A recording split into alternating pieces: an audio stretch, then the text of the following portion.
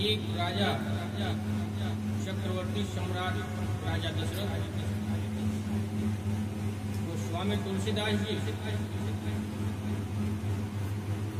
लिखते हैं, अवधपुरी रघुकुल मनि राव, वेद विदित दशरथ लाओ। स्वामी तुलसीदास जी कहते हैं, वेदों में वर्णित है एक अवधपुरी क्षेत्र हुआ करता था, राज्य हुआ, वहां के राजा चक्रवर्ती सम्राट महाराज दशरथ हुआ करता था। उन्हें क्या कहते हैं? अवधपुरी रघुकुल मनि राव।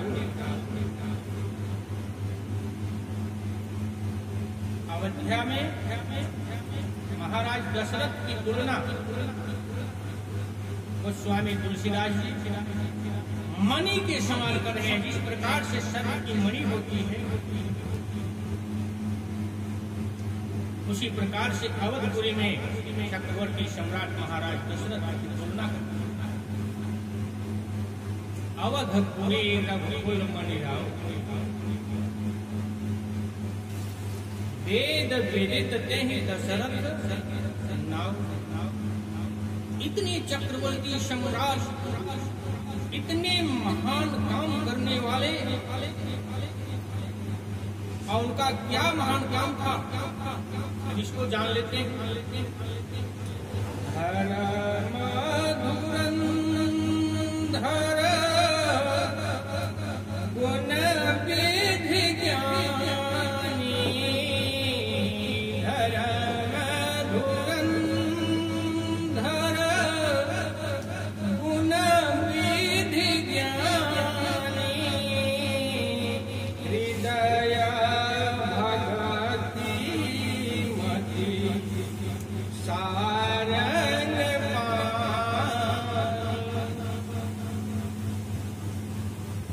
कहते हैं धर्म धुरंधर, धर्म में अग्रणी, उनके समान धर्म करने वाला कोई राजा नहीं था। धर्म में धुरंधर के समान थे। और गुण विधि ज्ञानी, बहुत बड़े ज्ञान से परिपूर्ण, हर विधि का ज्ञान था, हर क्षेत्र का ज्ञान था। इतने बड़े ज्ञानी, धर्म अधर्म के प्रति न्याय, अत्याचार के प्रति न्याय, बहुत ही न्यायप्रिय राजा थे। आगे देते हैं, हृदय भगत, हृदय में उनके अंदर इतनी भक्ति थी से सारंग पक्षी को आप लोग जानते हैं। सारंग पक्षी जब बारिश के महीने में स्वाति नक्षत्र आता है, उस स्वाति के बूंदों से ही सारंग अपने प्यास को बुझाता है और पूरा वर्ष पर्यंत उसी जल से अपना व्यतीत करता है और उसी जल की खोज में रहता है। कब स्वाति नक्षत्र आए और वह जल मुझे पीने को, ग्रहण करने को मिले। उसी प्रकार से इनके अंदर भक्ति इतनी फूट फूट के भरी है और फिर भी भक्ति की ही तलाश में घूमते हैं। ऐसे राजा और इतने ज्ञानपूर्ण, धर्मशील होते हुए और चक्रवर्ती सम्राट होते हुए, एक दिन महाराज दशरथ जी दर्पण में जब अपने आप को देखते हैं, तो दर्पण में उनके कानों के समेत कुछ सफेद बाल उन्हें दिखाई दे रहे हैं। आजकल तो आम बात हो गई है, छोटे छोटे बच्चों का भी बाल सफेद होता रहा है। लेकिन पहले क्या था कि समय के अनुसार लोगों का बाल सफेद हुआ करता था, क्योंकि एक केमिकल युक्त तेल साबुन नहीं अवैध केमिकल के कारण, वातावरण प्रदूषण के कारण छोटे छोटे बच्चों के भी बाल सफेद होने लगे। और जब अपने बाल को सफेद देखते हैं, चक्रवर्ती सम्राट महाराज दशरथ जी, उन्हें बड़ी चिंता हो जाती है, व्याकुल हो जाते हैं। व्याकुलता किस बात की? मेरा चौथापन आ गया, मेरे बाल कान के पास सफेद हो रहे हैं। हे विधाता, मेरे भक्ति में ऐसी कौन सी त्रुटि रह गई, आज मेरे वंश को आगे, मेरे राज्य को आगे बढ़ाने वाला कोई संतान। हर मानव अपने वंश को आगे बढ़ाना चाहता है, तो वही करना चाहिए। व्यथित हो जाते। गोस्वामी तुलसीदास जी क्या करते हैं, आगे रचते हैं अपनी रचना में, एक चौपाई है। एक बार भूपति मन माही, भई गलान मोरे सुत नाहीं। एक बार जब वही दर्पण में देखते हैं, महाराज दशरथ जी को बहुत ग्लानि होती है। और जब ग्लानि होती है किसी को किसी बात की, तो कहा जाता है जो उस व्यक्ति से ज्यादा जानकार हो, अर्थात जो बुजुर्ग हो या जो गुरु हो या जो उससे ज्यादा जानता है, उसी के पास तो जाएंगे। जो आपसे कम ही जानता है उसके पास तो जाएंगे। साधारण सी बात है। कहाँ जाते हैं? अपने गुरु वशिष्ठ के पास। और जब वशिष्ठ के पास जाते हैं,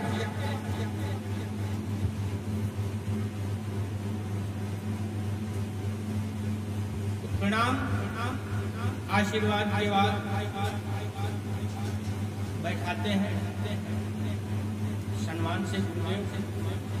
इसके बाद उनसे पूछते हैं, ओहो राजन, आज इतना व्यतीत का जो मुखमंडल कमल की तरह खिला हुआ रहता था, आज मुरझाए हुए पुष्प के समान क्यों है? क्या कारण है? अयोध्या में कोई विपदा तो नहीं आ गई, या कोई विपदा आने वाली हो की सूचना मिल गई हो? महाराज दशरथ जी बड़े व्यथित स्वरों में, मधुर स्वरों में बोलते हैं, नहीं गुरुदेव, ऐसी कोई बात नहीं, सब कुछ आपके चरणों का प्रताप है, परंतु एक कष्ट है गुरुदेव, उसी के समाधान के लिए आपके पास आया।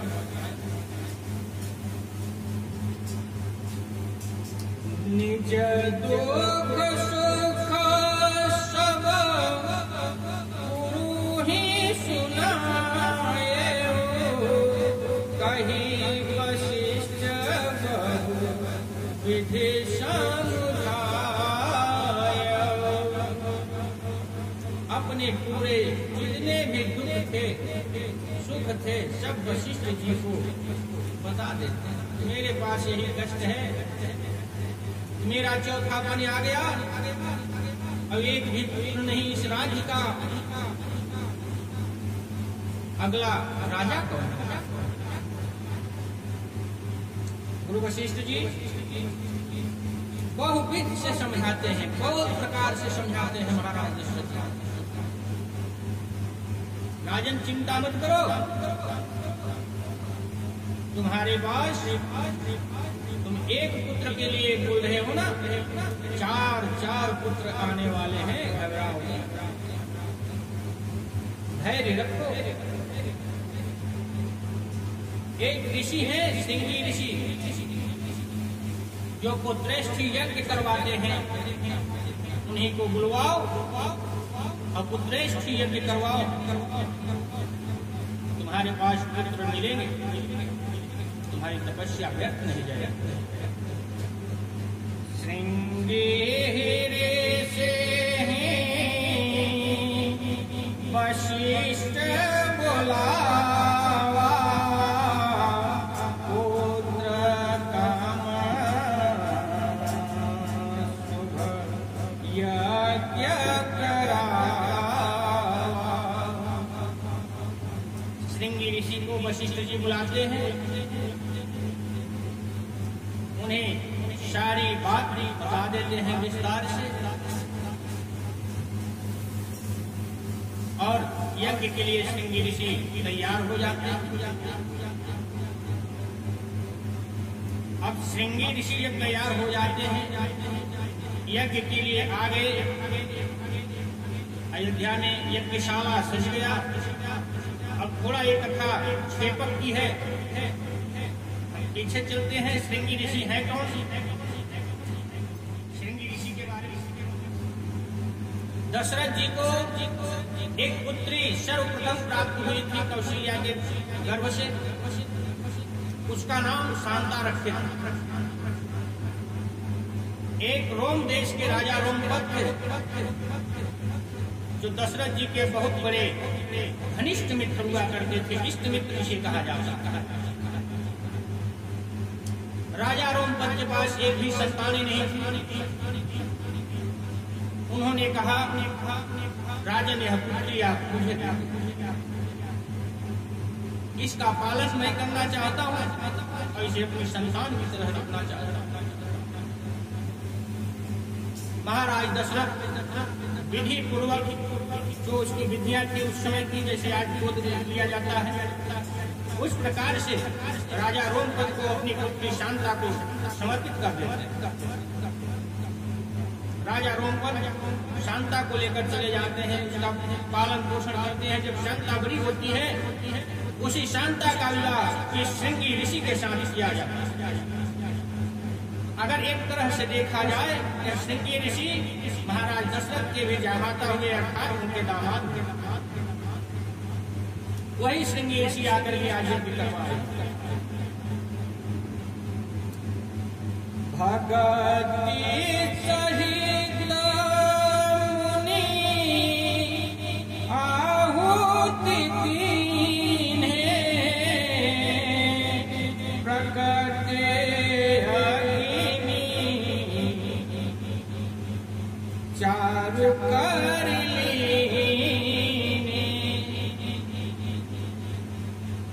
भक्ति भाव से परिपूर्ण होकर के ऋषिवर हवन में आहुतियां देने लगे, और उन आहुतियों से प्रसन्न होकर अग्निदेव चारु, अर्थात चारु का मतलब होता है दूध, चीनी और चावल से जो चीज बनती हो उसे चारु कहा जाता है, अर्थात खीर। खीर को लेकर के अग्निदेव बाहर आते हैं, प्रकट होते हैं अग्नि से, और राजा को सौंप देते हैं, समर्पित कर देते हैं। लो राजन, इसे बांट कर अपने तीनों रानियों को दे देते। महाराज दशरथ जी ले लेते हैं। अब करते क्या है, 3 भाग बराबर बराबर करके दे देते हैं। बात यहाँ एक आती है, यदि बराबर भाग में तीनों रानियां उस खीर को खाई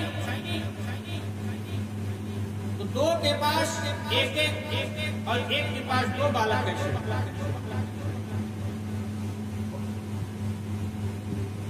यहाँ भी एक क्षेपक की कथा देता हूँ, जो वाल्मीकि से मिलेगा, अन्य किसी रामायण में आप नहीं पाएंगे।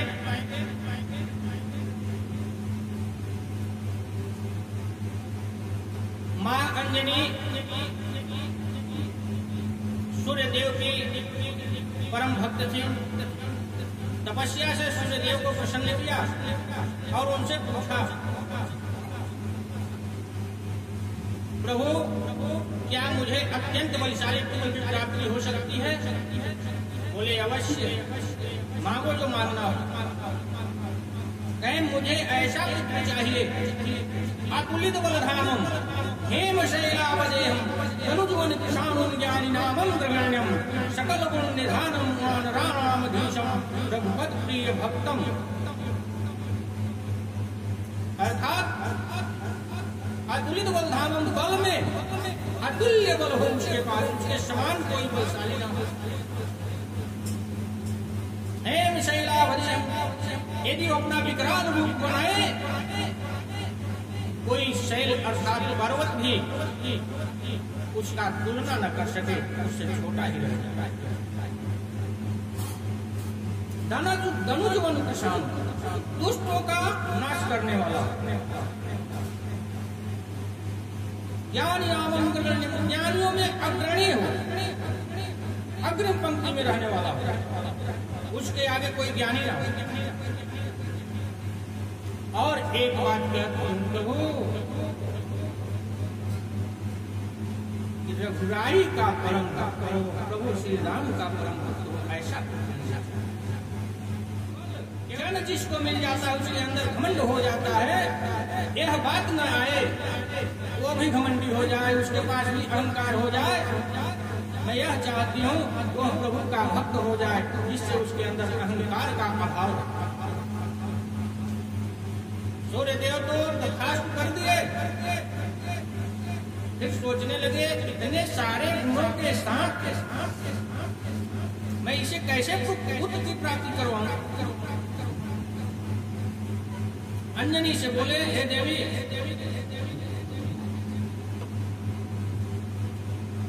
आप जब वह समय आएगा मैं आपको बता दूंगा।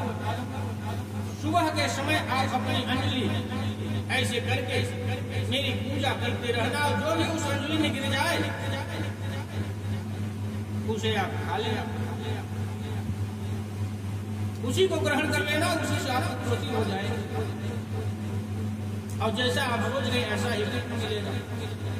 बोले ठीक। अब इधर जब यज्ञ हुआ और महाराज दशरथ तीनों रानियों को अलग अलग करके दे दिए खीर को ले जाने के लिए पत्तल में, तो आगे कौशल्या जी उनके पास गए, फिर सुमित्रा जी। अब सूर्यदेव बाज का रूप बना करके आके पेड़ों पर बैठे थे। जैसे ही लोगों में से किसी का भी थोड़ा सांस छूटता है, मैं एक का लेकर चला जाऊंगा।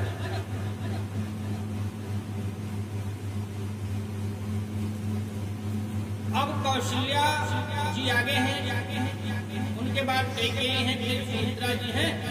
ये देखे कि इन दोनों में से नहीं हो सकता, क्योंकि तीनों का निगाह है, लेकिन सुमित्रा जो है वो सबसे पीछे है, केवल उसी का निगाह है, उसके चारों पर अर्थात हम उसी का छीनते हैं। तो सुमित्रा जी का पत्तल उठा करके और लेकर उड़ गए। और जब उड़ गए इधर शिव जी सोचे करिए अब इससे अच्छा मौका नहीं मिलेगा भगवान का सेवा करने के लिए, मैं भी अपना अंशदान कर दूं। शिव जी दूसरा बाज बन के आ गए और दोनों आपस में झपट गए। और जब लड़ गए तो खीर का पत्तल जो था वो छूट गया। और जब खीर का पत्तल छूट गया तो पवन देव देख रहे थे, बोले क्या बताओ, ये खीर अगर दूसरे के प्राणी के पेट में चला जाएगा तो बड़ी समस्या खड़ी हो जाएगी, वरदान निरर्थक चला जाएगा।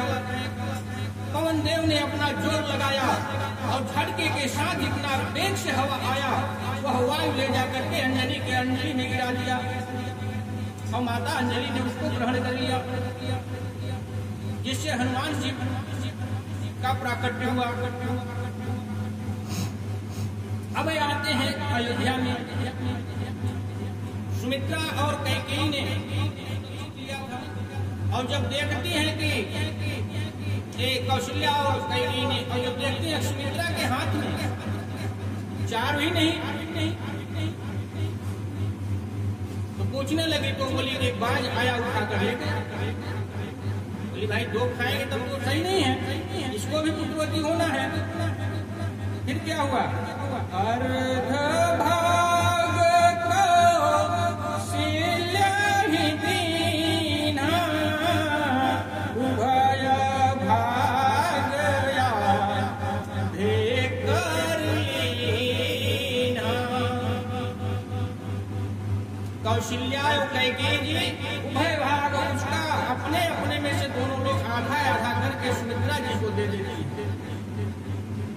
अर्ध भाग कौशल्या ही देना, आधा कौशल्या ही देती है, और उभय भाग उतना ही भाग निकाल करके कैकेयी देती है। यही कारण होता है कि सुमित्रा और कैकेयी के पास एक एक पुत्र होते हैं, और कौशल्या और कैकेयी के पास सुमित्रा के पास दो पुत्र होते हैं।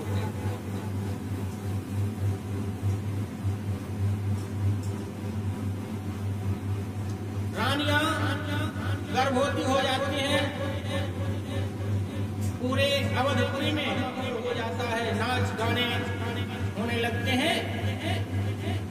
अब आगे की कथा कल श्रवण करेंगे आप लोग। प्रभु के प्राकट्य से प्रारंभ होगा। बोली राघवेंद्र